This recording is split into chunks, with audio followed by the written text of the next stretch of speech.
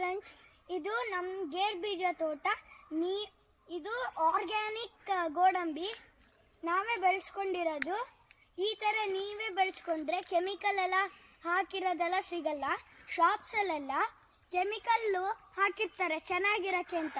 ಇಲ್ಲದೆ ಹೋದರೆ ಟೇಸ್ಟ್ ಇರಲ್ವಲ್ಲ, ಅದಕ್ಕೆ ಕೆಮಿಕಲ್ ಹಾಕಿರ್ತಾರೆ. ನೀವೇ ಬೆಳ್ಕೊಂಡ್ರೆ ತುಂಬ ಚೆನ್ನಾಗಿರತ್ತೆ. ಮತ್ತು ಇದನ್ನ ತೆಗೆಯೋದು ಹೇಗೆ ಗೊತ್ತಾ? ಇದನ್ನ ಹೀಗೆ ಹಿಡ್ಕೊಂಡು ಫುಲ್ ಈ ಥರ ತಿರ್ಸ್ಬೇಕು.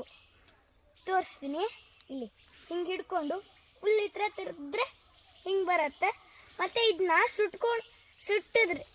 ಸುಟ್ಟಿದ್ರೆ ಇದ್ರೊಳಗಡೆ ಗೋಡಂಬಿ ಇರುತ್ತೆ. ಇದು ಆರ್ಗ್ಯಾನಿಕ್ ಫುಡ್ಡು, ಮನೇಲಿ ತುಂಬ ಇದೆ ನಮ್ಮದು. ನೀವು ಈ ಥರನೇ ಬಳಸ್ಕೊಳ್ಳಿ. ಈ ಹಣ್ಣನ್ನು ನಾವು ಉಪ್ಪು ಖಾರ ಹಚ್ಕೊಂಡು ತಿಂತೀವಿ. ಈ ಭಾಗನ ಮಾತ್ರ ತಿನ್ನಬೇಕು. ಈ ಭಾಗನ ತಿಂದರೆ ಬಾಯಿ ಕಚ್ಚುತ್ತೆ. ಪೇಟೆಲ್ಲೆಲ್ಲ ಸಿಗೋದು ಈ ಗೋಡಂಬಿನ ಕಟ್ ಮಾಡಿರ್ತಾರೆ. ಇದನ್ನ ಸುಟ್ಕೊಂಡು ತಿಂದರೆ ತುಂಬ ಚೆನ್ನಾಗಿರತ್ತೆ. ನಮ್ಮ ಅಂಗಡಿಯಲ್ಲೆಲ್ಲ ಸಿಗತ್ತಲ್ಲ, ಅದಕ್ಕಿಂತನೂ ನಾವೇ ಬೆಳೆಸ್ಕೊಂಡ್ರೆ ತುಂಬ ಟೇಸ್ಟ್ ಆಗಿರುತ್ತೆ. ಇಷ್ಟೆಲ್ಲ ಆಗಿದೆ, ಆದರೆ ಇದು ಬರೀ ಒಂದು ಗಿಡದಷ್ಟೇ. ಇನ್ನು ತುಂಬ ಗಿಡದಲ್ಲೆಲ್ಲ ಇದೆ. ಅಲ್ಲಿ ನೋಡಿ, ಅಲ್ಲೊಂದು ಕಾಣಿಸ್ತಿದೆ ಹಣ್ಣಾಗಿರೋದು.